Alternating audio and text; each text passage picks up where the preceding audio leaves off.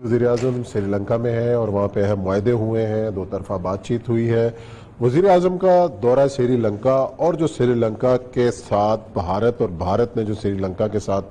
किया है, और यह सब गुज़िश्ता दिनों में जो स्ट्रेटेजिक पार्टनरशिप चीन की श्रीलंका के साथ चल रही है, ये क्या खित्ते में है और वज़ीर-ए-आज़म का दौरे को किस तरीके से इन चीज़ों से रिलेट किया? देखिए, 26 साल श्रीलंका ने खाना जंगी लड़ी है और 2009 में श्रीलंका जो था उसमें खात्मा हुआ और उस खात्मे के अंदर सबसे अहम बात यह थी कि पाकिस्तान का बहुत बड़ा रोल था। पाकिस्तान की जो स्ट्रेटेजिक प्लानिंग के लोग थे वो वहाँ गए थे और बहुत पाकिस्तान के श्रीलंका के लोग बहुत ज़्यादा ममनून हैं। यही वजह है कि कोविड के दौरान वहाँ की उन्होंने बिल पास किया था कि मुसलमानों की जो है मरीजों को दफन नहीं किया जाएगा, जलाया जाएगा। इमरान खान साहब ने उनको कहा तो उन्होंने बकायदा पाकिस्तान का ये एहतराम किया और उनको अलाउ किया गया। इस वक्त जो दुनिया के अखबारात में जो सबसे इम्पोर्टेंट चीज़ है वो ये है कि चार जो बड़ी पार्टनरशिप, चार बड़े मुल्कों की पार्टनरशिप के सामने निकली है और ये मेरे सामने इंटरनेशनल प्रेस की चीज़ें पड़ी हुई हैं। चाइना, म्यांमार यानी बर्मा, श्रीलंका और पाकिस्तान। श्रीलंका की बारे में जब से ये सूरत हुई है, उन्होंने एक इसका जो अपना गोताबाया राजा जो है सदर, क्योंकि वहाँ सदर की बड़ी अहमियत होती है उनके कॉन्स्टिट्यूशन का, उसकी रजीम के बारे में उन्होंने बाकायदा ह्यूमन राइट्स कमीशन ने बाकायदा शोर शर मचाया कि हालात बहुत ख़राब हैं और मार्च में उनका इजलास हो रहा है तो कुछ चीज़ें जो पास करना चाहते हैं तो पाकिस्तान को खासतौर पर विजिट जो है वो चाइना के साथ मिलकर वो ये करना चाहते हैं। दूसरा, उनको ये पता था कि हमारे खिलाफ वहाँ पर इंडिया लॉबी कर रहा है, लेकिन इंडिया चूंकि वो रिपोर्ट आई हुई है तो इंडिया खुद थोड़ा सा डाउन है, तो इन्होंने ये किया। जैसे ही रिपोर्ट आई है उन्होंने सबसे पहला ये काम किया कि अडहानी ग्रुप था इंडिया का जो वहाँ पोर्ट बना रहा था उसका माहदा मनसूख कर दिया और को $2 बिलियन का माहदा जो है वो उन्होंने चाइना के साथ कर लिया कि जो वहां पर करेगा। अब इस सूरत हाल में उन्होंने ये कहा है इस वक्त कि चाइना ने इस वक्त ये जो पूरे का पूरा श्रीलंका है इसको अपना BRI का जो मेन उसमें आउटर आउटलेट, एक तो ये है ना चाइना का इंटरनल जाता है, एक ये है कि चाइना जब वक्त वो अपने इसका एक प्रोविंस है यूनान चाइना का, उस यूनान से जब वो बर्मा में नीचे आएंगे तो बर्मा से आते आते उनको एक स्टॉप ओवर चाहिए था, तो बीच में तो इंडिया आता है, तो वो खलीज बंगाल से कट करके सीधा जब श्रीलंका में पहुंचेगा श्रीलंका का बहुत जबरदस्त जगह। तो उससे मामले में एक जमाना आपको याद होगा कि एक उनकी पोस्ट हब्बन तोता, उस पोस्ट के ऊपर बाकायदा 2017 में हंगामे कराए गए थे और अमेरिका ने बाकायदा शोर मचाया था उस जमाने में कि चाइना बेसिकली इस श्रीलंका को एक पैसा दे के सूद के गुलामी में जकड़ रहा है। लोग कौन कह रहे हैं? अमेरिका कह रहे हैं, वो जो IMF कहता है जिससे पूरी दुनिया को झगड़ा हुआ है कि अपने उसको इस्तेमाल करो। तो चाइना ने कहा था कि नहीं, हमारा श्रीलंका का रिलेशनशिप ऐसा नहीं है कि जिसका आप सोच सकते। इसीलिए चाइना ने इस फार ईस्ट के अंदर अपने सारे उन दोस्तों के साथ ताल्लुकात जो है उनको कहा ठीक है बिस्मिल्लाह, थोड़े थोड़े जो करना है, मतलब मलेशिया है, मतलब फिलीपीन है, मतलब और दूसरे छोटे छोटे मुल्क, उनको पता था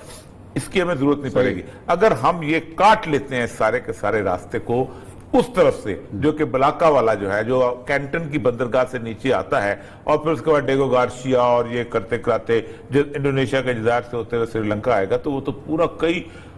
1000 किलोमीटर का रास्ता जो है वो उसका बच जाएगा। तो वो उन्होंने श्रीलंका, इसीलिए आपको हमने प्रोग्राम भी किया था कि म्यांमार के अंदर वो रिस्क नहीं ले सकते। यही सूरत हाल जो है इस वक्त इसकी है, ये गोताबाया जो है इसके रजीम की, और ये इसको कहते हैं कि जी वो करते जो हैं कि एस्टेब्लिशमेंट जो है वो वही बात है कि वो आप फोर्स इस्तेमाल करती है। ये देखें ना, human right watch report 2021 has projected a deteriorating human right footprint the Gotabaya Rajapaksa regime, questioning militarization, forced cremation, long neglected Tamilian grievances and few other cases। अच्छा, अब आप अंदाजा करें उस्मान साहब, फोर्स्ड क्रीमेशन कहते हैं आग में जलाने को, ठीक है। ये यूरोप को कहाँ से दुख पहुंच गया मुसलमानों की कब्रों में दफन न होने का कि वो उसके ऊपर इल्जाम ये लगाया गया कि जबरदस्ती मुर्दे जलाते हैं, ये ह्यूमन राइट वायलेशन हो रही है, ठीक। अब जब उनका मसला होता है अपना,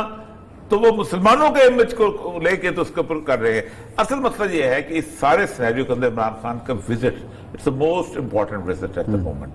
क्योंकि जो लोग ये समझते थे कि इस पूरे खित्ते से अमेरिका जो है उसकी इजारादारी जो है वो कायम रहेगी और हम खत्म हो गया। और दूसरी चीज ये है कि इसमें उन्होंने ये कहा है कि Imran Khan is going as interest press से कह रही है, और इंडिया में तो ये कह रहे हैं कि इमरान खान बेसिकली चाइना के तोते की हैसियत से वहां गया है, चाइना के स्पोक्स पर्सन की हैसियत से गया है, चाइना के एजेंट की तरह। पूरा आज इंडिया का मीडिया यही गया कि वो वहां जाके इंडिया के खिलाफ एक महाद बना रहा है। और सबसे बड़ी बात यह है कि श्रीलंका और नेपाल और भूटान इन जैसे मुल्कों से इंडिया पे हमला कराना चाहते हैं ताकि इंडिया की तवज्जो पाकिस्तान से दूर हो जाए, लेकिन हम मंडी पाकिस्तान के साथ देखें। लेकिन इंडिया को आप देखें ना, अगर आप देखें तो इंडिया चारों तरफ से घिर गया। सिर्फ एक बांग्लादेश ऐसी जगह है कि जहां पर सूरत है, लेकिन बांग्लादेश का मैंने अल जजीरा की रिपोर्ट आपके सामने उसने रखी थी कि बांग्लादेश के जो क्राइसिस उन्होंने हंगरी वाला और जब मलेशिया वाला पुटअप किया है, और डेट इज बेसिकली आप देखें कि अल जजीरा किसका है, कतर का, और कतर के अंदर जो इन्फ्लुएंस है, और अल जजीरा की रिपोर्ट के ऊपर बड़ा शोर मचा था, और उसको पी भी गए हैं, उस रिपोर्ट को इंटरनेशनल प्रेस पी गया है, क्योंकि बुनियादी वजह यह है कि चाहते हैं कि बांग्लादेश में जिस किस्म की गवर्नमेंट है प्रो इंडियन, वो प्रो इंडियन जो है वो कायम रहे। लेकिन ये बहुत बड़ी इनिशिएटिव है। और आप खुद सोचें कि श्रीलंका की टीम पे हमला भी हुआ था, उसके बावजूद भी श्रीलंका की सबसे पहली टीम थी जो पाकिस्तान आई और उन्होंने तो ये है वो असल में बेसिकली इंडिया दुश्मनी, जिसके तहत वो कहते हैं कि हमारा खून हमारी सरजमीन पे बहाया। उन्होंने टैमल्स को सपोर्ट किया, जाफना के इलाके के अंदर बकायदा फोर्सेस उतारी, और खुद राजीव गांधी इसी चक्कर में मारा गया। मतलब राजीव गांधी, आप खुद देख रहे हैं, जब आप किसी का मुल्क में आग लगाते हैं तो आपका अपना मुल्क तो नहीं बच सकता ना। आपने टामल नेशनलिज्म की सूरत हाल बिल्टअप की, सिन्हैलीज के खिलाफ आपने खड़े हुए, वो जो